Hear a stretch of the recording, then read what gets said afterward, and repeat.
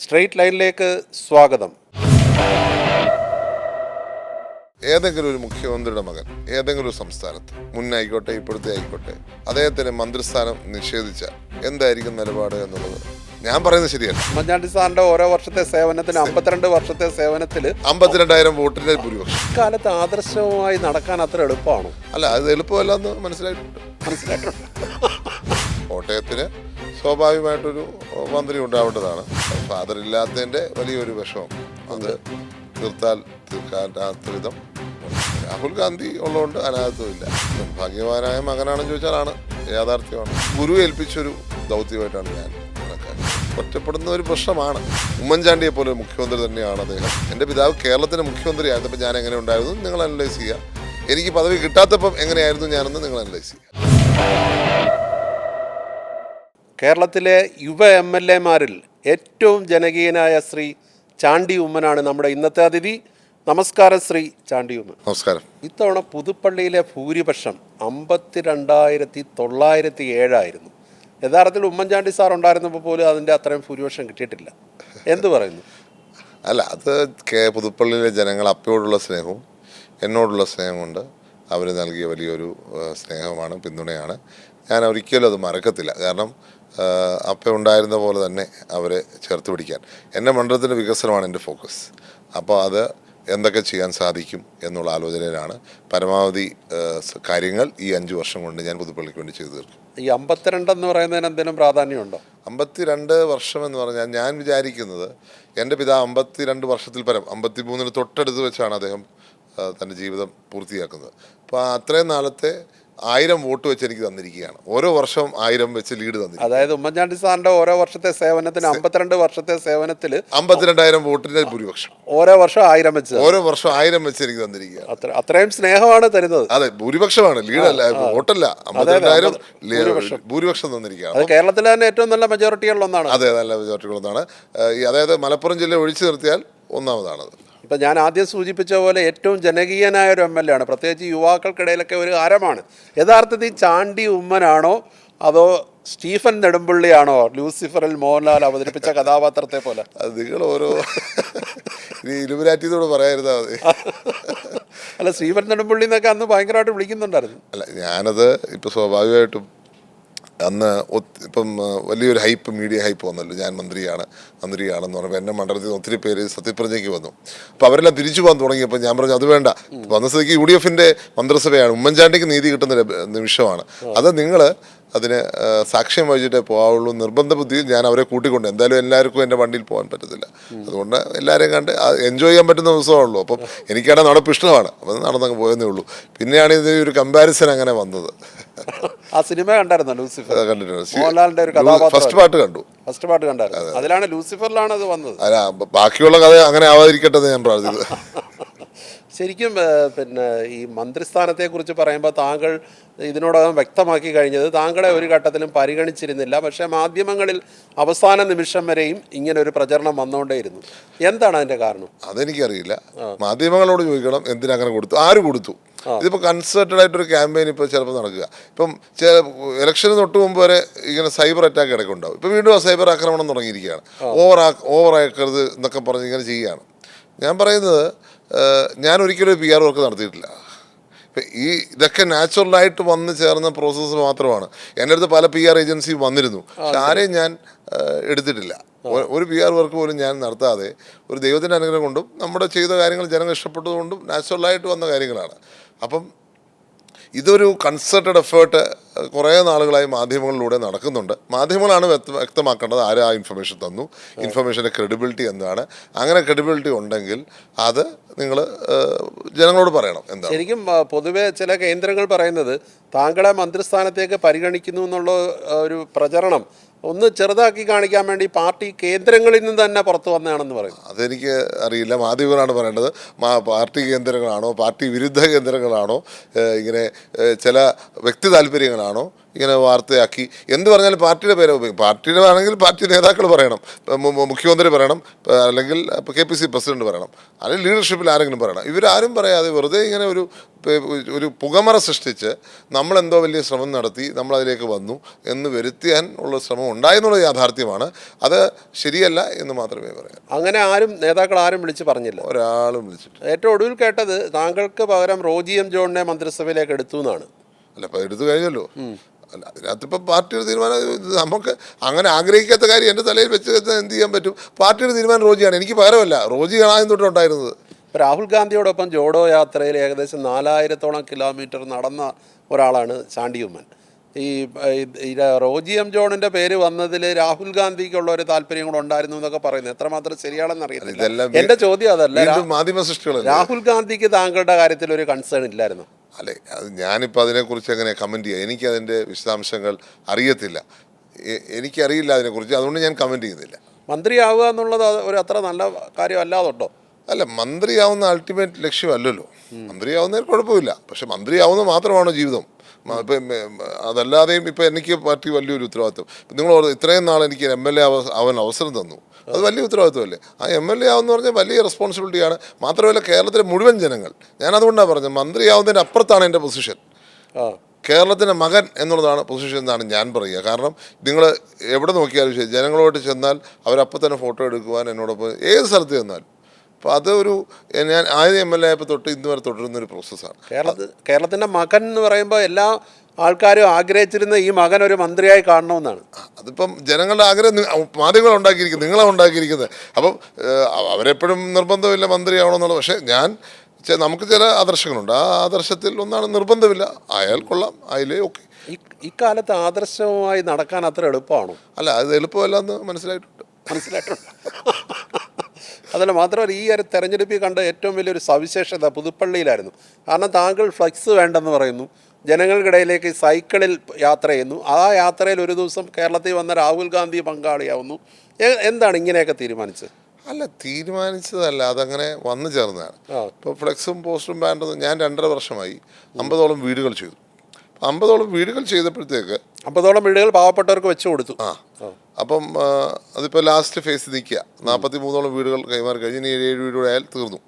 പക്ഷേ അതിനകത്ത് ചെറിയൊരു ഇത് വെച്ചാൽ ഞാൻ വളരെ ബുദ്ധിമുട്ടാണ് ഫണ്ട് ഉണ്ടാക്കിയത്. ഇപ്പം നമുക്കറിയാം, സർവ്വ സമ്മേളനത്തിന് എനിക്കൊരു ഉത്തരവാദിത്വം കൃഷി യൂണിയൻ തന്നിരുന്നു. അതുമായി ബന്ധപ്പെട്ട് പോയപ്പോൾ ഞാൻ ഇതുമായി കുറച്ച് സപ്പോർട്ട് തേടി പോയിരുന്നു. അപ്പം അങ്ങനെ അന്നൊക്കെ വത്തിക്കാനിൽ പോയി ആ സമയത്ത് കുറേ ഞാൻ അങ്ങനെ പോയതാണ്. പക്ഷെ നമുക്കതിന് വേണ്ട ഒരു സപ്പോർട്ട് ഞാൻ വിചാരിച്ച വിധത്തിൽ നടന്നില്ല. അപ്പോൾ 2.5 വർഷത്തെ എക്സ്പീരിയൻസും ഉണ്ട്. ഞാൻ തീരുമാനിച്ചു എനിക്കിനി കുറേ കൂടി വീടുകൾ ചെയ്യണം. എൻ്റെ മണ്ഡലത്തിൽ 100-200 വീടുകൾ ചെയ്യണം എന്നുള്ള ഞാൻ ഫൈനൽ എൻ്റെ ഇലക്ഷൻ മുമ്പ് പറഞ്ഞ കാര്യമാണ്. അപ്പോൾ അടുത്ത 5 വർഷം കൊണ്ട് അതാണ് എൻ്റെ പ്ലാൻ. അപ്പം അങ്ങനെ ചെയ്യേണ്ടി വരുമ്പോൾ ഞാൻ ഇനിയും ഓടാൻ പാടില്ല. എനിക്കിനി അങ്ങനെ ഓടാൻ സമയമില്ല. അതുകൊണ്ട് എനിക്ക് എന്തെങ്കിലും മിച്ചം കിട്ടുവാണെങ്കിൽ എനിക്ക് എൻ്റെ ഇലക്ഷനിൽ നിന്ന് ബാക്കി വരുന്നതെല്ലാം ഇതിലേക്ക് മാറ്റണം എന്നുള്ള ആഗ്രഹത്തിലാണ് ഞാൻ അങ്ങനെ ഒരു തീരുമാനമെടുത്തത്. അത് പക്ഷേ എഫക്റ്റ് വേറെ ഉണ്ടായെന്നുള്ളത് ശരിയാണ്. പക്ഷേ ഞാൻ ഉദ്ദേശിച്ചത് അതല്ല. എനിക്ക് എൻ്റെ ഫ്യൂച്ചറിലേക്ക് ഉപയോഗിക്കുക എന്നുള്ളത്, ഭാവിയിലേക്ക് ഉപയോഗിക്കുക എന്നുള്ളതാണ് എൻ്റെ ലക്ഷ്യം. പക്ഷെ അതിന് വേറൊരു മാനം ജനങ്ങൾ കൊടുത്തു. അതുപോലെ തന്നെ സൈക്കിളും സ്വാഭാവികമായിട്ട് വന്നു ചേർന്നൊരു കാര്യമാണ്. അത് മനസ്സിൽ തോന്നി, ഇങ്ങനൊരു സ്കൂട്ടർ വേണം തോന്നി, പിന്നെ അത് സൈക്കിളിലോട്ട് മാറി. അങ്ങനെ ആ സൈക്കിൾ ഇലക്ട്രിക് സൈക്കിളായപ്പോൾ അതിനെക്കാട്ടി സന്തോഷമായി. അപ്പോൾ ഇലക്ട്രിക് സ്കൂട്ടറാണെങ്കിൽ 1.5 ലക്ഷം 2 ലക്ഷമൊക്കെ ചിലപ്പോൾ വന്നിരുന്നതാണ് ഞാൻ മനസ്സിലായി, അല്ലെങ്കിൽ 1.20 ആവുമെന്ന്. ഇതാണ് അതിൻ്റെ പകുതിക്ക് കിട്ടിയപ്പോൾ എനിക്ക് സന്തോഷമായി. സ്കൂട്ടറായിട്ട് ഉപയോഗിക്കാം, സൈക്കിളായിട്ട് ഉപയോഗിക്കാം. അപ്പോൾ അങ്ങനെ ഒരു പ്രചരണത്തിന് രാവിലെ എല്ലാം അതാ ഉപയോഗിച്ചത്. അത് ഞാൻ 6 മണിക്ക് പ്രചരണത്തിന് പോയായിരുന്നു. അപ്പോൾ ആൾക്കാർ നോക്കുമ്പോൾ രാവിലെ 6-6:15 ആകുമ്പോൾ MLA വീട്ടിൽ വന്നിരിക്കണം, അത് വോട്ട് ചോദിച്ചു. അപ്പോൾ അതൊരു വ്യത്യസ്തമായിട്ട് ഈ സ്കൂട്ടർ അത് ചാർജ് ചെയ്യണ്ട, എത്രയും നേരം ചാർജ് ചെയ്യണം. അത് ചെറിയൊരു ഒരു എഫിഷ്യൻറ്റ്, അതിനൊരു ചൂട് എഫിഷ്യൻസി ഉണ്ടാവണം ഞാൻ ആഗ്രഹിക്കുന്നത്. ഒരു 12 മണിക്കൂറൊക്കെ നിൽക്കുന്ന ഒരു ബാറ്ററി ആണെങ്കിൽ ചൂട് നന്നായിരിക്കും. രാഹുൽ ഗാന്ധിയെ ഇതിലേക്ക് ക്ഷണിക്കുകയായിരുന്നു അവിടെ വന്നപ്പോൾ. ഞാനിങ്ങനെ ഒരു ആഗ്രഹം പ്രകടിപ്പിച്ചിരുന്നു. അപ്പം അദ്ദേഹം വരുമെന്ന് ഞാൻ വിചാരിച്ചു. എന്നാലും വന്നു. സൈക്കിളിൽ കയറാൻ അദ്ദേഹം സമ്മതിച്ചു. അദ്ദേഹത്തിന് ഇത്തരം കാര്യങ്ങളിലൊക്കെ ഒരു കൗതുകമുള്ള മനസ്സുള്ള, അതുകൊണ്ട് തന്നെ ഇന്ത്യ മൊത്തം അതിൻ്റെ ഒരു ഇത് കിട്ടിയത്. അതെ, അതിൻ്റെ ഒരു വാർത്ത വലിയ രീതിയിൽ വന്നു. ശരിക്കും ഈ കോട്ടയത്തിന് മന്ത്രിയില്ല, ഓർത്തഡോക്സ് സഭ പ്രതിഷേധിച്ചു, ഇങ്ങനെയൊക്കെയുള്ള പ്രചരണങ്ങൾ ഇപ്പോഴും നിലനിൽക്കുന്നുണ്ട്. എന്ത് പറയില്ല, അതിനകത്ത് കോട്ടയത്തിന് സ്വാഭാവികമായിട്ടൊരു മന്ത്രി ഉണ്ടാവേണ്ടതാണ്. അതിപ്പോൾ ആരായാലും ഒരു മന്ത്രിയാവായിരുന്നു. തിരുവഞ്ചൂർ സാറാണെങ്കിൽ പോലും ആവാമെന്നുള്ളൊരു അഭിപ്രായമായിരുന്നു എനിക്കുള്ളത്. അതുപോലെ തന്നെ ഇപ്പം ജനങ്ങളുടെ ആഗ്രഹം പലരും പല കാര്യങ്ങളും പറയുന്നുണ്ട്. ഇപ്പം പിന്നെ പാർട്ടിക്ക് പല ഫാക്ടേഴ്സ് ഉണ്ടല്ലോ. ഇപ്പം നമ്മൾ പറയുന്ന ഫാക്ടർ അല്ലല്ലോ പാർട്ടിയുടെ ഫാക്ടർ. പാർട്ടിക്ക് കറക്റ്റ് സമയത്ത് കറക്റ്റ് ഡിസിഷൻ എടുക്കുന്നതാണ് എൻ്റെ പൂർണ്ണ വിശ്വാസം.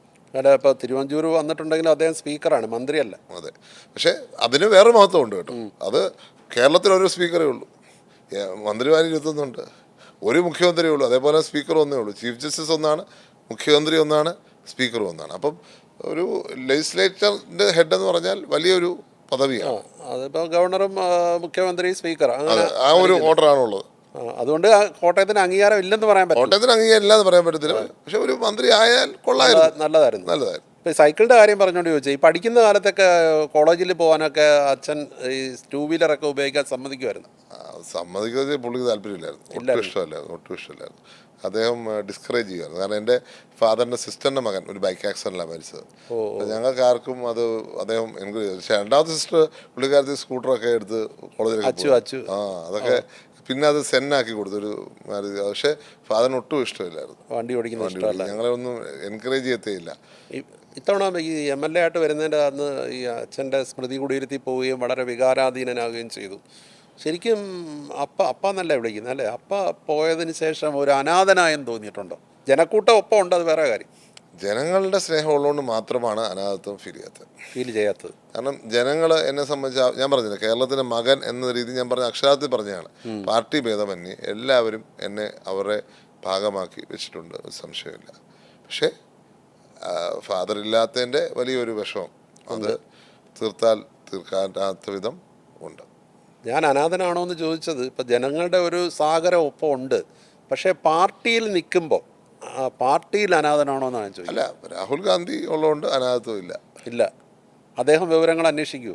അല്ല, അദ്ദേഹം വന്നില്ലേ എൻ്റെ പ്രചരണത്തിന്. അദ്ദേഹം പറഞ്ഞെന്താ, ഈ ഒരു വേറെ എവിടെ പോയാലും ഇവിടെ പോയിരിക്കണം എന്ന് അദ്ദേഹം പറഞ്ഞു തന്നെ വലിയ വാക്കുകളാണ്. രാഹുൽ ഗാന്ധി ഡൽഹിയിലാണ്, കേരളത്തിലുള്ള നേതാക്കളുടെ കാര്യത്തിൽ അതൊക്കെ ഉണ്ട്. ആവശ്യത്തിനുള്ള നേതാക്കന്മാരെല്ലാം പിന്തുണ നൽകുന്നുണ്ട്, എല്ലാവരും പിന്തുണ നൽകുന്നുണ്ട്. അങ്ങനെയുള്ളൊരു വിഷമമില്ല. മറ്റൊരു കാര്യം കൂടെ അവിടെ വെച്ച് പറഞ്ഞായിരുന്നു, ഞാനൊരു നിർഭാഗ്യവാനായ മകനാണെന്ന്. അങ്ങനെ പറയേണ്ട കാര്യമുണ്ടോ? നിർഭാഗ്യവാനായ മകനാണെന്ന് ചോദിച്ചാൽ ആണ്, യാഥാർത്ഥ്യമാണ്. അതിപ്പം ഇന്ത്യയിലെ ഒരു സാഹചര്യം, ഇന്ത്യയിലെ രാഷ്ട്രീയ സാഹചര്യം എന്ന് വെച്ചാൽ ഒത്തിരിയേറെ മുഖ്യമന്ത്രിമാരുടെ മക്കളുണ്ടായിട്ടുണ്ട്. നിങ്ങൾ വിലയിരുത്തിക്കോളൂ ബാക്കി കാര്യങ്ങൾ, ഞാൻ കൂടുതൽ പറയണ്ട. അല്ല, പക്ഷേ അത് മനസ്സിലായി. അല്ല, അന്ന് പറഞ്ഞ എന്തോ അച്ഛനെ കൊലപ്പെടുത്താൻ ശ്രമിച്ച ഇതേ വേദി നമ്മൾ ചർച്ച ചെയ്തു. ഇതിനു മുമ്പ് ഈ വേദിയിൽ വന്നപ്പോൾ അത്ര നല്ലൊരു സാഹചര്യത്തിലല്ല നമ്മൾ അന്ന് സംസാരിച്ചത്. അപ്പോൾ നമുക്കറിയാം, ഇങ്ങനെ വ്യാജ പ്രചരണങ്ങൾ, വ്യാജ വാർത്തകൾ കൊടുക്കുക എന്നുള്ളത് ഇതാ പ്രശ്നം. ഇതാണ് ഒരു മാധ്യമങ്ങളുടെ ഒരു ധർമ്മം മറന്നുകൊണ്ട് ചിലർ ചെയ്യുന്ന പ്രവർത്തനമാണ്. അത് അന്നുണ്ടായിരുന്നു. അതിനെയാണ് ഞാൻ സൂചിപ്പിച്ചത്. കാരണം നിരന്തരമായ വ്യാജ വാർത്തകൾ, എല്ലാ ദിവസവും വ്യാജ വാർത്തകൾ, ഇത്രയും കഴിഞ്ഞിട്ടും 2013 എന്തുമാത്രം വ്യാജ വാർത്തകൾ ഉണ്ടാക്കി. അപ്പം എനിക്ക് ഫിലഡൽഫിയയിൽ ഭൂമിയുണ്ട്, ഇങ്ങനെ ദിവസവും വ്യാജ വാർത്തകൾ കൊടുക്കുമ്പോൾ ആ വ്യാജ വാർത്തയ്ക്ക് ഒരു പരിമിതിയുണ്ട്. ആ പരിമിതിയിൽ നിൽക്കണം, അല്ലെങ്കിൽ ഇങ്ങനെ ദിവസവും കൊടുക്കുന്നവരാവരുത്. അപ്പം മാധ്യമങ്ങളുടെ വില പോകുന്ന ഒരു സാഹചര്യമാണത്. അതാണ് ഞാൻ സൂചിപ്പിച്ചത്. അല്ല, ശരിക്കും അന്നൊക്കെ വന്ന എന്തോ ശരിയായ ചികിത്സ കൊടുത്തില്ല എന്നൊക്കെ പറഞ്ഞു. അതൊക്കെ വാസ്തവത്തിൽ ഇപ്പോഴും ഓർക്കുമ്പോഴും ഒരു വലിയ മനപ്രയാസം തോന്നാറില്ലേ? തീർച്ചയായിട്ടും. അതുകൊണ്ടല്ല അന്ന് പറഞ്ഞത്, അയ്യപ്പ അനുഭവം എന്ന് പറഞ്ഞാണ് ഞാൻ അതിനെ നേരിട്ടത്. എനിക്ക് സത്യം പറഞ്ഞാൽ ആ ഒരു വീഡിയോസ് കാണുമ്പോൾ എൻ്റെ ഫാദർ വന്നുണ്ടായിരുന്നു. എനിക്ക് വലിയൊരു മാനസികമായിട്ടുള്ളൊരു വിഷമമാണ്. കാരണം ഞാൻ എൻ്റെ ഫാദറിനെ, എൻ്റെ അടുത്ത് AK ആന്റണി വിളിച്ച് എൻ്റെ ഫാദറിനോട് പറഞ്ഞു, ഇതേപോലെ ഒരു മകനെ ലഭിക്കാൻ ഭാഗ്യം ഉണ്ടാവണമെന്ന്. അദ്ദേഹം, ഞാൻ പറയുന്നത് ശരിയല്ലെങ്കിൽ പോലും അദ്ദേഹം പറഞ്ഞു. അതെപ്പോഴും ഉണ്ടല്ലോ, അത് നിങ്ങൾക്ക് അവർ ചോദിക്കാം, എങ്ങനെയാണ് ഞാൻ എൻ്റെ ഫാദറിനെ ടേക്ക് കെയർ ചെയ്തെന്നുള്ളത് AK ആന്റണി പറഞ്ഞിട്ടുണ്ട്.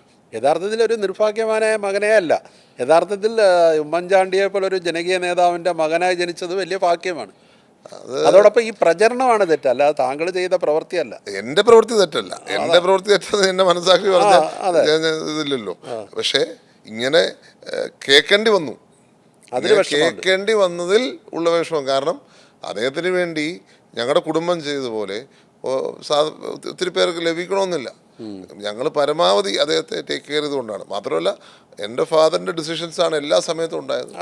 ഇത് അദ്ദേഹം നല്ല ബോധത്തോടു കൂടിയാണ് അവസാനത്തെ മരിക്കുന്നതിൻ്റെ തലേ ദിവസം വരെ ഉണ്ടായിരുന്നത്. അപ്പം അദ്ദേഹം എടുക്കുന്ന തീരുമാനങ്ങളാണ് മുഴുവൻ നടപ്പിലാക്കിയത് എന്നുള്ള കാര്യത്തിൽ സംശയമില്ല. അന്നത്തെ മുഖ്യമന്ത്രിയായിരുന്ന ശ്രീ പിണറായി വിജയൻ്റെയൊക്കെ സമീപനം എങ്ങനെയുണ്ട്?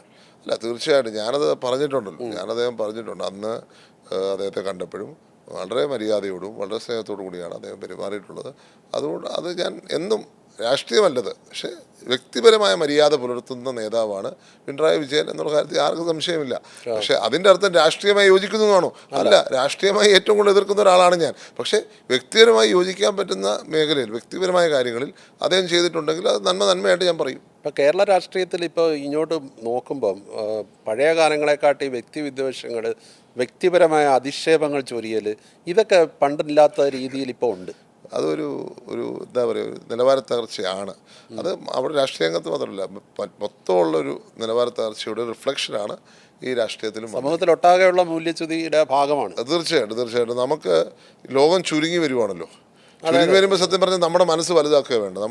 നമ്മളെവിടെയോ ചെറുതായി പോകുന്നു എന്നൊരു സംശയം എനിക്കും ഉണ്ടാവുകയാണ്. അതിനെപ്പോഴും നമ്മൾ പറഞ്ഞുകൊണ്ടിരിക്കണം, എന്നാൽ മാത്രമേ നമ്മൾ വലുതായി ചിന്തിക്കുവാൻ നമ്മൾ.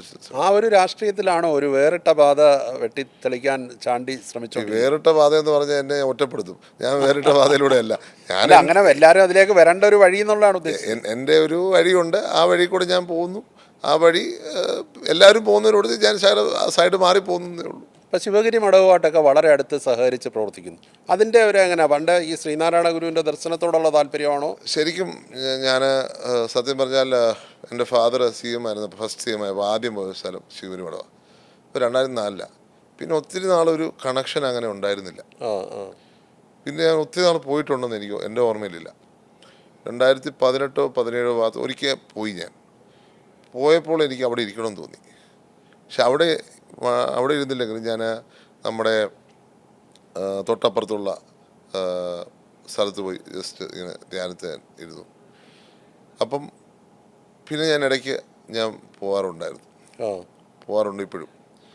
അങ്ങനെ ഒരു ദിവസം പോയി വന്നപ്പോൾ MLA ആയി വന്നതിന് ശേഷം പോയി വന്നപ്പം എൻ്റെ അടുത്ത് നമ്മുടെ സ്വാമി ജി പറഞ്ഞു, വീരേശ്വരാനന്ദ സ്വാമിജി പറഞ്ഞു, വത്തിക്കാനിൽ വെച്ച് സർവ്വസമ്മേളനത്തിൻ്റെ ഒരു പരിപാടി നടത്തണം, 100-ാം വർഷം നടത്തുന്നത്. അപ്പം ഞാൻ ഓർത്ത് എന്തിനാ എന്നോട് പറഞ്ഞേ.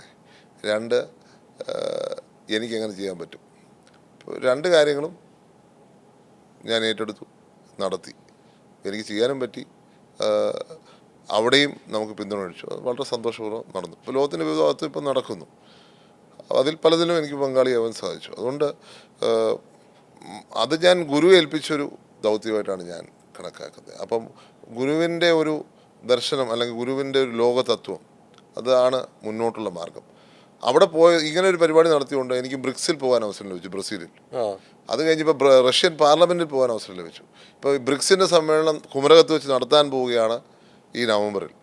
അപ്പോൾ അതെല്ലാം ഞാൻ ഗുരുവിൻ്റെ അനുഗ്രഹമായിട്ടാണ് കാണുന്നത്.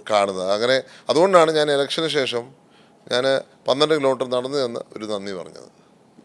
ഇപ്പം തന്നെ പിന്നെ നിയമസഭാ അംഗമായി സത്യപ്രതിജ്ഞ ചെയ്യാൻ വന്നതും കാറിലാണെന്നെങ്കിലും ഒരു യാത്ര പലയിടത്തും ആൾക്കാർ തടഞ്ഞു നിർത്തുകയും വണ്ടി കൈതരുകയൊക്കെ ചെയ്തല്ലോ. തീർച്ചയായിട്ടും അത് വലിയൊരു, അതാണ് ഞാൻ നേരത്തെ തൊട്ട് ചോദിക്കുന്ന ഒരു വേറിട്ട ലൈനാണല്ലോ അത്. പക്ഷേ ഇപ്പോഴത്തെ കാലഘട്ടത്തിന് ആവശ്യമായ ഒരു ലൈൻ കൂടാണ്. അല്ല, ജനങ്ങളുമായിട്ടുണ്ടായിരുന്ന എൻ്റെ ഫാദറിൻ്റെ ഒരു കണക്ഷൻ അത് ഞാൻ നിലനിർത്തും. അദ്ദേഹം തിരക്കിൻ്റെ നടുവിലാണ് ജീവിച്ചത്. ഇപ്പോൾ ഒരിക്കലും ഇതേപോലെ ഇൻ്റർവ്യൂ ചോദിച്ചപ്പോൾ അദ്ദേഹം പറഞ്ഞിട്ടുണ്ട്, എനിക്ക് ഏകാന്തതയെ ഭയമാണെന്ന്, ഏകാന്തതയെ പേടിയാണെന്ന് പറഞ്ഞിട്ടുണ്ട്.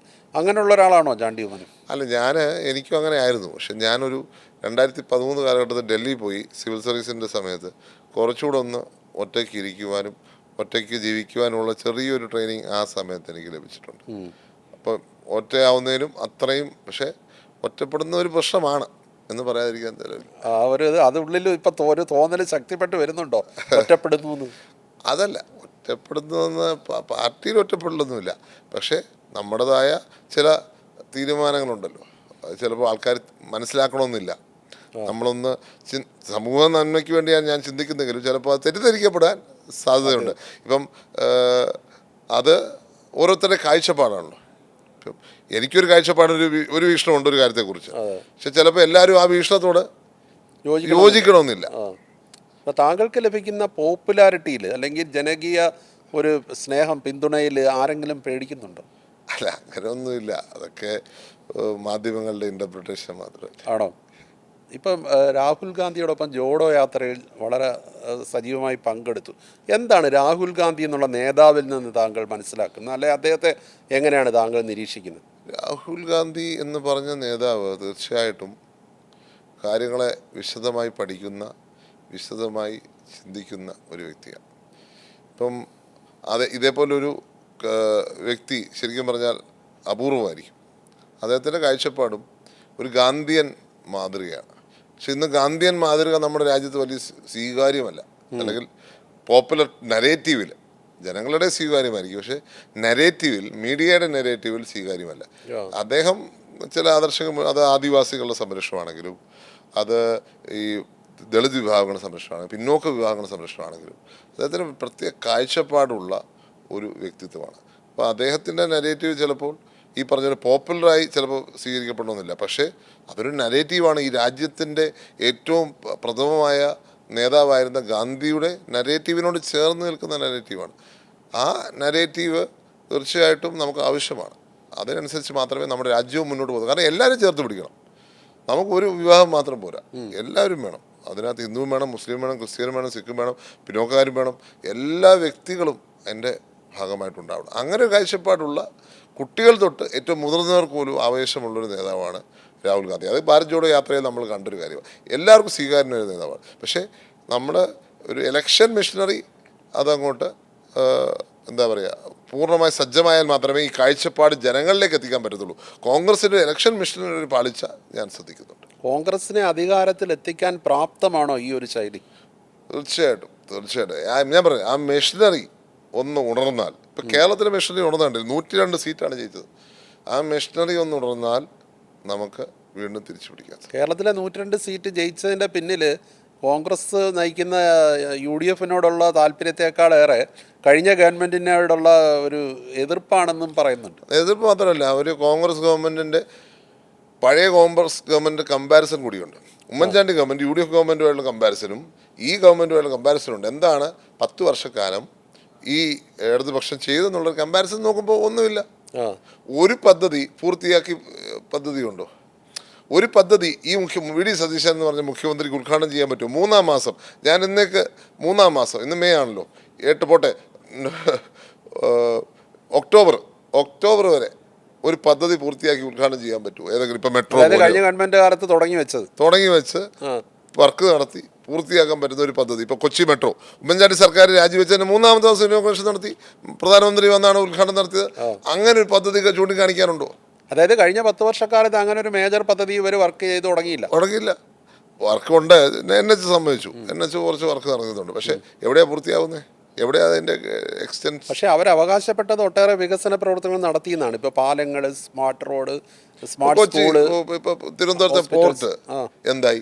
കണക്ഷൻ ഇതുവരെ ആയിട്ടുണ്ടോ? റെയിൽ കണക്ഷൻ ആയിട്ടുണ്ടോ? റോഡ് കണക്ഷൻ ആയിട്ടുണ്ടോ? അപ്പം അതൊക്കെയല്ലേ ചോദ്യങ്ങൾ. ആ ചോദ്യത്തിന് മുന്നിൽ അവർ പകച്ചു തന്നിട്ട് കാര്യമില്ല. 10 വർഷക്കാലം കിട്ടി. ഇപ്പോൾ തിരുവനന്തപുരം മെട്രോ, ഈ നാടിൻ്റെ, ഞാൻ സത്യം പറഞ്ഞാൽ എൻ്റെ പിതാവ് മുഖ്യമന്ത്രി ആയിരുന്നപ്പോൾ തിരുവനന്തപുരത്തിനോടുള്ള സ്നേഹം കൊണ്ട്, നാടിനുള്ള സ്നേഹം കൊണ്ട് ചെയ്തൊരു പദ്ധതി. അനന്തൻ്റെ നാട്ടിൽ ഒരു മെട്രോ, അതെന്ത് ചെയ്യേ? എല്ലാ പ്രാവശ്യം എല്ലാ ഇലക്ഷൻ വരുമ്പോൾ ഇങ്ങനെ മെട്രോ വരും എന്ന് പറയുന്നതല്ല, അത് എന്തെങ്കിലും ചെയ്തോ? നടപ്പിലാക്കിയോ? ഇവിടെ ഒരു ഫ്ലൈ ഓവറിന് വേണ്ടി എന്തോ പണി നടത്തിയെന്നുള്ളതല്ലാതെ എന്താണ് തിരുവനന്തപുരം മെട്രോയ്ക്ക് വേണ്ടി ചെയ്തത്? ഒന്നും ചെയ്തിട്ടില്ല. അതാണ് യാതൊരു വികസന പ്രവർത്തനങ്ങൾ എന്നുള്ളത് വാചകം മാത്രമേ. കാരണം റിസൾട്ട് എന്ത് ചെയ്യും? റിസൾട്ട് കാണണ്ടേ? നമ്മൾ റിസൾട്ട് കണ്ടാൽ ആരെ അക്സെപ്റ്റ് ചെയ്യും? ഇപ്പം കണ്ണൂർ എയർപോർട്ട് എങ്ങനെ കൊടുത്തത്, എങ്ങനെ ഇപ്പം തകർത്തിട്ട് ഇപ്പം ചെന്നാൽ കണ്ണൂർ ആ എയർപോർട്ട് കണ്ടറിയാം. ഞങ്ങളുടെ നാട്ടിലെ ഒരു സ്കൂളിനെ കുറിച്ചാണ് എപ്പോഴും CPM-കാർ ക്യാപ്സ്യൂൾ ഇറക്കുന്നത്. ഏതോ സ്കൂളെന്നല്ല, എൻ്റെ പിതാവ് പഠിച്ച സ്കൂള്. ആ സ്കൂൾ നന്നാക്കാൻ കിഫ്ബിയുടെ ഫണ്ട് അദ്ദേഹം കത്ത് കൊടുത്തിട്ടാണ്, അദ്ദേഹത്തിന് ആവശ്യപ്പെട്ടിട്ടാണ് നന്നാക്കിയത്. അല്ലാതെ അവരെ ഒറ്റയ്ക്ക് പറയുന്നതല്ലല്ലോ. ആ ഒറ്റ സ്കൂൾ മാത്രമാണ് കിഫ്ബിയിൽ അവിടെ നടപ്പിലാക്കിയിട്ടുള്ളത്. ഇതാണ് ഞങ്ങളുടെ മണ്ഡലത്തിലുള്ള അവഗണന. ഞങ്ങളുടെ മണ്ഡലത്തിൽ multi speciality hospital, super speciality ഹോസ്പിറ്റലുണ്ട്, അത് ചെയ്തു തന്നിട്ടില്ല. ഞങ്ങളുടെ വില്ലേജ് ഓഫീസുകൾ നന്നാക്കിയിട്ടില്ല, പണി പൂർത്തിയാക്കിയിട്ടില്ല. അങ്ങനെയുള്ള ഒത്തിരി വികസന ആവശ്യങ്ങളുണ്ടായിട്ട് അതിനെയൊക്കെ മറക്കുന്ന സാഹചര്യമാണ് ഈ ഗവൺമെൻറ്റുള്ളത്. അതുകൊണ്ട് പക്ഷേ അതേസമയത്ത് കണ്ണൂർ എയർപോർട്ട് വരാൻ ഉമ്മൻചാണ്ടി വരേണ്ടി വന്നു. കണ്ണൂരിൽ എയർപോർട്ട് കൊണ്ടുവന്ന് ഉമ്മൻചാണ്ടി UDF കോൺഗ്രസും അല്ലേ? കഴിഞ്ഞ ദിവസം മുഖ്യമന്ത്രി അവിടെ പോയി ലാൻഡ് ചെയ്യുന്നത് കണ്ടു. LDF ഗവൺമെൻറ് ആയിരുന്നു, നടക്കുമായിരുന്നു? ഇല്ല. അതാണ് വ്യത്യാസം. ഇപ്പോൾ ഈ ഗവൺമെൻറ് നേരത്തെ സൂചിപ്പിച്ച പോലെ 102 സീറ്റ് നേടി ഹൈ എക്സ്പെക്റ്റേഷനാണ്, ആൾക്കാർക്ക് വൻ പ്രതീക്ഷയാണ്.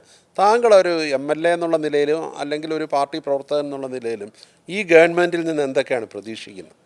അല്ല, ഇവിടുത്തെ ചെറുപ്പക്കാർ കഴിഞ്ഞ 10 വർഷം പലായനം ചെയ്യുക. 2016-17 ഞാൻ ഓരോ പ്രാവശ്യവും ലണ്ടൻ സ്കൂൾ ഓഫ് എക്കണോമിക്സിൽ സമ്മർ കോഴ്സസ് ചെയ്യാൻ പോയി. അന്ന് ചെന്നപ്പോഴൊക്കെ ഞാൻ കണ്ടത് ഒരു മലയാളി 2 മലയാളി ലണ്ടൻ സിറ്റിയിലുണ്ട്, അല്ലെങ്കിൽ നമ്മുടെ തൊട്ടൊരു വിസിനിറ്റിയിൽ കാണാൻ സാധിച്ചു. 25 ഞാൻ വീണ്ടും പോയി, 24-25 ഞാൻ വീണ്ടും പോയി. നിറച്ച് മലയാളികളാണ്, മുഴുവൻ മലയാളികളാണ്. ലണ്ടൻ നഗരത്തിൽ, മഹാനഗരത്തിൽ നമ്മൾ നടന്നാൽ അപ്പം തന്നെ കാണാം. അങ്ങനെ നമ്മുടെ നാട്ടിലുള്ള ചെറുപ്പക്കാർ മൊത്തം പലായനം ചെയ്യുന്ന സമയത്ത് നമുക്ക് ഇത് നിർത്തുവാൻ സമയമായി. വികസനം ആവശ്യമാണ്, നമ്മുടെ നാട്ടിൽ മാറ്റം അനിവാര്യമാണ്. മുഖ്യമന്ത്രിക്ക് ചെയ്യാൻ സാധിക്കും. ഉമ്മൻചാണ്ടിയെ പോലെ മുഖ്യമന്ത്രി തന്നെയാണ് അദ്ദേഹം എന്നെനിക്ക് പൂർണ്ണ വിശ്വാസമുണ്ട്. അതേ പ്രാഗൽഭ്യത്തോടു കൂടി ഉമ്മൻചാണ്ടി നടപ്പിലാക്കിയ പോലെ തന്നെ പദ്ധതികൾ നടപ്പിലാക്കുമെന്ന് പൂർണ്ണ വിശ്വാസം. അപ്പോൾ ഈ വിദ്യാർത്ഥികൾ പലായനം ചെയ്യേണ്ടി വരുന്ന അവസ്ഥയ്ക്ക് മാറ്റം വരണമെങ്കിൽ ഉന്നത വിദ്യാഭ്യാസ രംഗത്ത് വലിയൊരു കുതിപ്പിന് കേരളം തയ്യാറാവണം. അത് താങ്കൾ പ്രതീക്ഷിക്കുന്നുണ്ടോ? ഞാനത് പ്രതീക്ഷിക്കുന്നു. ഉന്നത വിദ്യാഭ്യാസ രംഗത്ത് മാത്രമല്ല, IT-യുടെ രംഗത്ത് ഒരു കുതിപ്പ് ആവശ്യമാണ്. നമ്മുടെ പൊട്ടൻഷ്യൽ ടൂറിസം സെക്ടർ കുതിപ്പ് ആവശ്യമാണ്. അങ്ങനെ വളരെ മികച്ച ഒരു മാറ്റത്തിലേക്ക് കേരളം പോകും. അതാണ് UDFൻ്റെ പ്രഥമമായ ലക്ഷ്യം. 5 വർഷം കൊണ്ട് 25 വർഷം നമ്മൾ മുന്നോട്ട് പോകും എന്നാണ് കണക്ക് കൂട്ടുന്നത്. അപ്പോൾ താങ്കൾക്ക് അതിൻ്റെ ഒരു വിഷനുണ്ട്? തീർച്ചയായിട്ടും. അത് അവതരിപ്പിക്കാനുള്ള ഒരു അവസരമുണ്ടോ? അല്ല, അതിപ്പം മന്ത്രിസഭ ചെയ്യേണ്ട ഒരു കാര്യമാണ്. നമുക്ക് പൂർണ്ണ പിന്തുണ മന്ത്രിസഭയ്ക്ക് കൊടുക്കാം, നമുക്ക് പ്രതീക്ഷ വെക്കാം. ചെറുപ്പക്കാരിനി ഈ നാട് വിട്ടു പോകേണ്ടതല്ല, നമ്മുടെ നാട്ടിലേക്ക് ലോകം വരണം. നമ്മൾ ഒത്തിരി പോയി കഴിഞ്ഞു, ലോകത്തിലേക്ക് നമ്മുടെ ആൾക്കാരൊക്കെ പോയി, ഇനി ലോകം ഇങ്ങോട്ട് വരട്ടെ.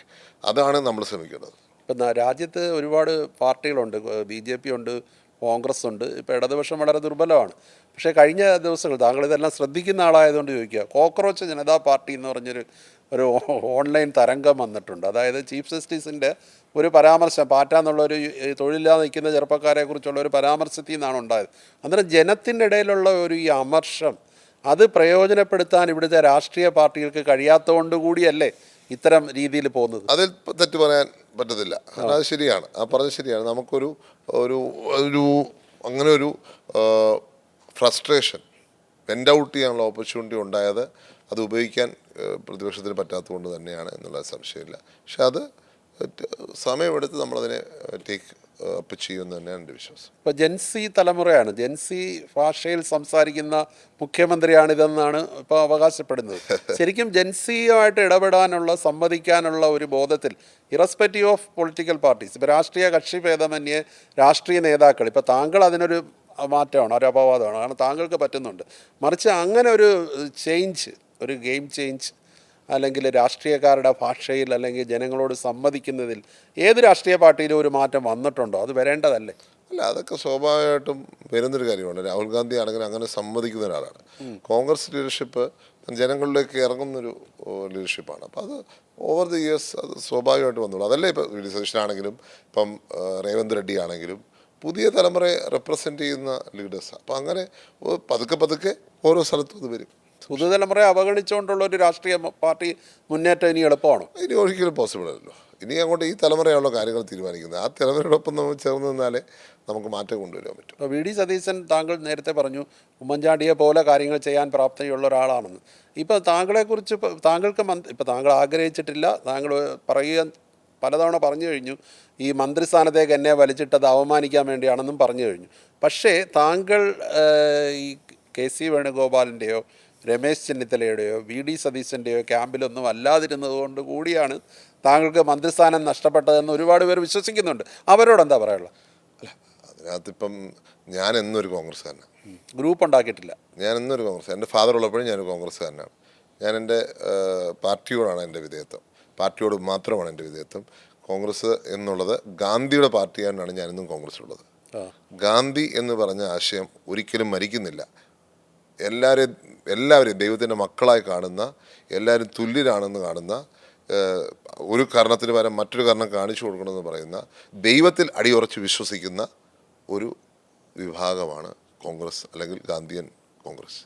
അതാണ് എൻ്റെ അടിയുറച്ച്. ഒരു കാലത്ത് ഒരു ഗ്രൂപ്പിലും അംഗമല്ല ഞാൻ.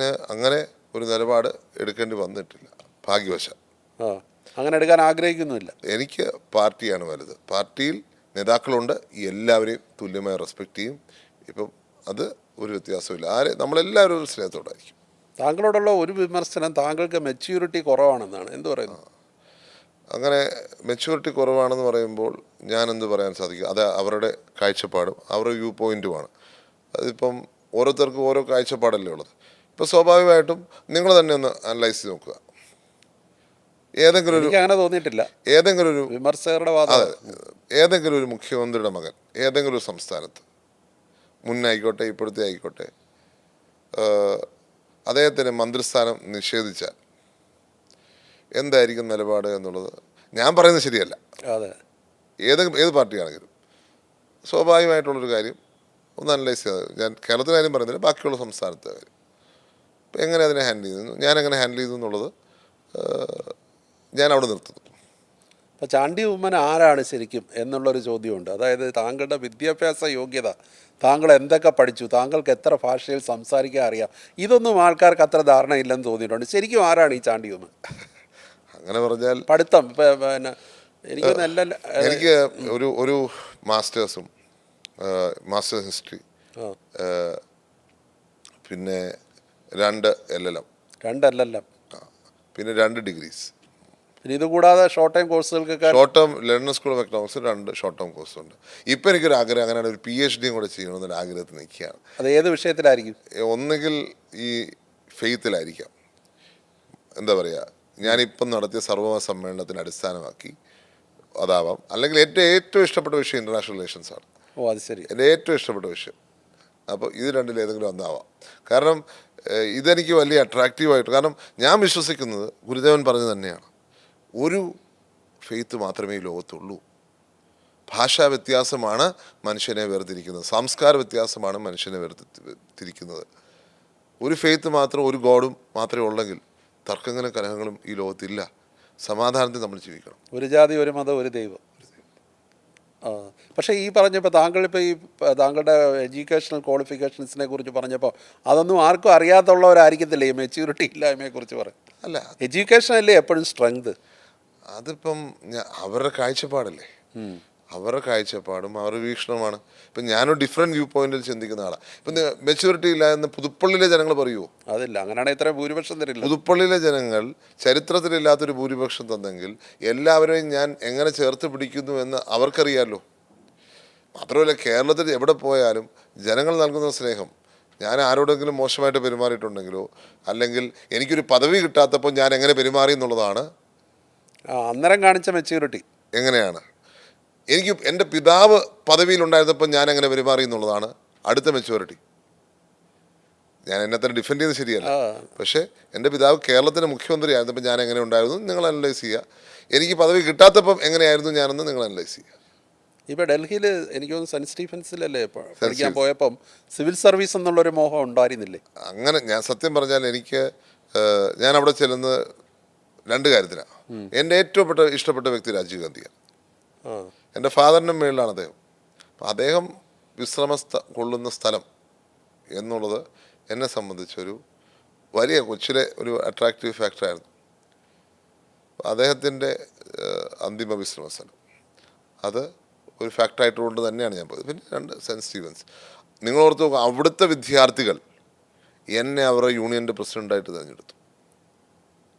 ഞാൻ അവരോടൊപ്പം എങ്ങനെയായിരുന്നു, അതുകൊണ്ടായിരിക്കുമല്ലോ അവരെന്നെ ജയിപ്പിക്കുക. അല്ലെങ്കിൽ ഇന്ത്യയിലെ തന്നെ ഏറ്റവും പ്രമുഖ വിദ്യാലയങ്ങളിലെ വിദ്യാർത്ഥികൾ എന്തുമാത്രം ഐക്യമുള്ളവരായിരിക്കും, എന്തുമാത്രം ചിന്തിക്കുന്നവരായിരിക്കും. അവരെന്നെ തിരഞ്ഞെടുത്തിട്ടുണ്ടെങ്കിൽ ഞാൻ അങ്ങനോട് തന്നെയാണ് അവരോട് പെരുമാറിയത്. ഇന്നും ഞാൻ അങ്ങനെ തന്നെയാണ് എല്ലാവരോടും പെരുമാറിയിട്ടുള്ളത്. അത് അന്നേരം പിന്നെ മെച്യൂരിറ്റി എന്നുള്ളൊരു ഒരു ഇല്ലായ്മ എന്നുള്ള വാദത്തിന് ഒരു പ്രസക്തി ഒരു കാലത്തും ഇല്ല. അതിപ്പോൾ ഓരോരുത്തർ ഇപ്പോഴും വേണേൽ പറയാമല്ലോ. ഇപ്പം ഗാന്ധിയെ പറ്റി ചൈൽഡിഷാന്ന് പറയുന്നത്, ഗാന്ധി ചൈൽഡ് ലൈക്കാന്ന് പറയുന്നവരുണ്ടായിരുന്നല്ലോ. അല്ല, എൻ്റെ ചോദ്യത്തിലേക്ക് വന്നാൽ സെൻറ്റ് സ്റ്റീഫൻസിൽ പഠിക്കാൻ പോകുമ്പോൾ സിവിൽ സർവീസ് എന്നുള്ള ഒരു ആഗ്രഹം ഇല്ലായിരുന്നു?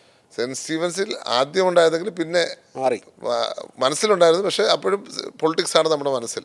പൊളിറ്റിക്സ് തന്നെയായിരുന്നു. പിന്നെ 2013 കാലഘട്ടത്തിലാണ് ഞാൻ സിവിൽ സർവീസിന് പോയത്. കാരണം ഞാൻ 2004 ആക്റ്റീവായിട്ട് പൊളിറ്റിക്സിൽ ഉണ്ട്. ഇവിടെ മൊത്തം പ്രചരണത്തിനുണ്ട്, എല്ലാ തെരഞ്ഞെടുപ്പിലും. മാത്രമല്ല, ഇവിടെ ഒരു പ്രവർത്തകനായി നിന്നുകൊണ്ട് പ്രവർത്തിച്ച എത്ര മുഖ്യമന്ത്രിമാരുടെ മക്കളുണ്ട്. 23 വർഷക്കാലം ഒരു പദവി എടുക്കാതെ. താങ്കൾ പദവികളിൽ വിശ്വസിക്കുന്നില്ല? ഞാൻ പദവിക്കപ്പുറം പാർട്ടിയിലാണ് വിശ്വസിക്കുന്നത്, ജനങ്ങളിലാണ്, ആദർശത്തിലാണ്, ഗാന്ധിയിലാണ് വിശ്വസിക്കുന്നത്. ജനങ്ങളിലാണ്. ജനങ്ങളിലും. അച്ഛൻ്റെ ഒരു സ്വാധീനം എങ്ങനെയാണ് താങ്കളെ രാഷ്ട്രീയത്തിൽ? അത് അത്രയും ജനകീയനായ ഒരു മുഖ്യമന്ത്രി അല്ലെങ്കിൽ ഒരു രാഷ്ട്രീയ നേതാവ് കേരളത്തിൽ ഞാനൊക്കെ നേരിട്ട് കണ്ട് മനസ്സിലാക്കിയിട്ടുള്ളതുകൊണ്ട് ചോദിക്കുക, ആ ഒരു ഇൻഫ്ലുവൻസ് ഞാൻ എങ്ങനെയാണ്? പറഞ്ഞു, രാജീവ് ഗാന്ധിയും എൻ്റെ ഫാദറും ആണ് 2 factors I M in politics. കാരണം എപ്പോൾ നോക്കിയാൽ ഞങ്ങളുടെ വീട്ടിൽ, ഞാനിന്നും ഓർക്കുന്ന, സ്റ്റെയർ കേസിൽ നിന്ന് ഇറങ്ങി വരുമ്പോൾ ഞങ്ങളുടെ ഡൈനിങ് റൂം, ഡ്രോയിങ് റൂം, അടുക്കള, ഓഫീസ് റൂം, 4 സ്ഥലത്തെ ആളാണ്. ഞാൻ എൻ്റെ ചെറുപ്പം മുതൽ കണ്ടുവരുന്നൊരു കാര്യമാണ്. അപ്പം അങ്ങനെയാണ് ഞങ്ങൾ വളർന്നത്. അദ്ദേഹത്തിൻ്റെ അവസാന കാലഘട്ടത്തിൽ, അതൊരു ആശുപത്രി പോകുന്ന സമയത്ത് മാത്രമാണ് ആളില്ലാതെ അദ്ദേഹം ജീവിച്ചത്. അങ്ങനെ വന്നപ്പോഴാണ് അദ്ദേഹം തളർന്നും പോയത്. ശരിക്കും താങ്കൾക്ക് അപ്പയുടെ ഒരു കാര്യം പറയണമെങ്കിൽ തന്നെ വളരെ പാടുപെട്ടിട്ടുണ്ടോ? വളരെ പാടുപെട്ടിട്ടുണ്ട്. ഒരു തവണ എന്തോ ഒരു ഫയൽ പോലും എടുത്ത് മാറ്റി വെച്ചിട്ടുണ്ടോ? ഞാനത് 100 ദിന കർമ്മബുദ്ധി പ്രഖ്യാപിച്ചു. ഇപ്പം പുള്ളി രാത്രി 2 മണിക്ക് കിടന്നിട്ട് 5 മണിക്ക് എഴുന്നേൽക്കുക. ഇത് നമുക്ക് കണ്ടപ്പോൾ നമുക്കൊരു ദിവസം ഞാനെന്ത് കഷ്ടകാലത്തിന് ഞാൻ കൊണ്ട് ഫയൽ എടുത്ത് മാറ്റി വെച്ചു. പിറ്റേ ദിവസം എൻ്റെ ജീവിതത്തിൽ എൻ്റെ ഫാദറെ ഞാൻ അങ്ങനെ കണ്ടിട്ടില്ല. അത്ര ഇമോഷണലായിട്ട് ഞാൻ അങ്ങനെ ഒരിക്കലും എൻ്റെ ഇപ്പോഴും എൻ്റെ കണ്ണിന് മുന്നിൽ നിൽക്കുന്നൊരു കാഴ്ചയാണ്. അതുകൊണ്ട് ഞാൻ ഇനി ഒരിക്കലും എടുത്തു വെക്കത്തില്ല. അന്ന് ഞാൻ അതേ ഒന്ന് റെസ്റ്റ് ചെയ്യട്ടെ ഒന്ന്. ഇത് ഫയൽ കാണാത്തപ്പോൾ പിന്നെ അങ്ങനെ നോക്കത്തില്ലല്ലോ. ഇതിപ്പോൾ ഓപ്പോസിറ്റ് എഫക്റ്റ് ആയിപ്പോയി. ശരിക്കും അദ്ദേഹത്തെ വല്ലാതെ വേട്ടയാടിയില്ലേ? നമ്മൾ പണ്ടും ചർച്ച ചെയ്തിട്ടുള്ളതാണെങ്കിലും എനിക്ക് ഈയിടെ മറിയ എൻ്റെ അടുത്തൊരു കാര്യം പറഞ്ഞിരുന്നു. അതായത് അവസാനം ഈ സോളാറിൽ സുപ്രീം കോടതി പുള്ളിയെ എല്ലാം പൂർണ്ണമായിട്ട് കുറ്റവിമുക്തനാക്കി വരുന്ന വാർത്ത കണ്ടപ്പം, സാധാരണ പുള്ളിയുടെ പേഴ്സണൽ രാഷ്ട്രീയ കാര്യങ്ങളൊന്നും അതിലൊന്നും ഒരു പ്രത്യേക വികാരം പ്രകടിപ്പിക്കാത്ത പുള്ളി ഈ വാർത്തയുടെ ഹെഡിങ് കണ്ടിട്ട് കൈകൊണ്ട് കാണിച്ചു. അത് വാസ്തവത്തിലൊരു വല്ലാത്ത വേട്ടയാടലായിപ്പോയില്ലേ പുള്ളിയെ പോലൊരു അല്ല. അതുകൊണ്ട് എന്താ ഇന്നും ജനമനസ്സ് ആർക്കെങ്കിലും ഇങ്ങനെ ഇത് കിട്ടുമോ? 3 വർഷമാവുന്നു, ഈ ജൂലൈ 18 3 വർഷമാവുന്നു. ഇന്നും ജനത്തിൻ്റെ ഹൃദയത്തിൽ നിൽക്കുന്ന വ്യക്തിയായിട്ട് അദ്ദേഹം ഉണ്ടല്ലോ. എനിക്ക് കിട്ടുന്ന സ്നേഹം എന്താ? അദ്ദേഹത്തിൻ്റെ മകനായതുകൊണ്ടല്ലേ. അതുകൊണ്ട് ലോകത്തിലെ വളരെ ചുരുക്കം ആൾക്കാർക്ക് മാത്രമേ അങ്ങനെ സ്നേഹം കിട്ടിക്കാണെന്ന് ഞാൻ വിശ്വസിക്കുക. ഇപ്പോഴും സ്മൃതി കുടീരത്തിൽ ആൾക്കാർ ഇങ്ങനെ വന്നുകൊണ്ടിരിക്കുകയല്ലേ? ആൾക്കാർ എപ്പോഴും ആരെങ്കിലുമൊക്കെ കാണും. ഈ തെരഞ്ഞെടുപ്പ് ഘട്ടത്തിൽ വന്ന ഒരു ചർച്ച, മറ്റൊരു ചർച്ച, താങ്കളുടെ സഹോദരി മറിയ ഉമ്മൻ ഒരുപക്ഷെ മത്സരിച്ചേക്കുമെന്നായിരുന്നു. അതിന് താങ്കളായിരുന്നോ എതിര്? എനിക്കതിനെ ഈ പറഞ്ഞ പോലെ മാധ്യമങ്ങളിൽ ദിവസവും വാർത്തയുണ്ട്. എന്ത് ചെയ്യാൻ പറ്റും? താങ്കൾക്ക് അതിൽ അഭിപ്രായമില്ല? എന്നോട് കമ്മ്യൂണിക്കേറ്റ് ചെയ്തു ആരെങ്കിലും, ഇതിനകത്ത് ആരെങ്കിലും എന്നോട് പറയും, ഈ ലീഡേഴ്സ് ആരെങ്കിലും എന്നോട് കമ്മ്യൂണിക്കേറ്റ് ചെയ്തിട്ടുണ്ടോ? ആരും കമ്മ്യൂണിക്കേറ്റ് ചെയ്തിട്ടില്ല. ഞാനെന്താ മറുപടി പറയണേ? താങ്കൾക്ക് അതിൽ എതിർപ്പൊന്നുമില്ലായിരുന്നു? അവർ കമ്മ്യൂണിക്കേറ്റ് ചെയ്യുമ്പോൾ ഞാൻ എൻ്റെ സ്റ്റാൻഡ് പറയും. അവർ കമ്മ്യൂണിക്കേറ്റ് ചെയ്യട്ടെ. കമ്മ്യൂണിക്കേറ്റ് ചെയ്തില്ല, അല്ല ഒരു വീട്ടിൽ നിന്ന് 2 പേരെ വേണ്ടെന്നുള്ള ഞാൻ മാറിക്കൊടുത്തേനെ. അങ്ങനെ വേണ്ടല്ലോ.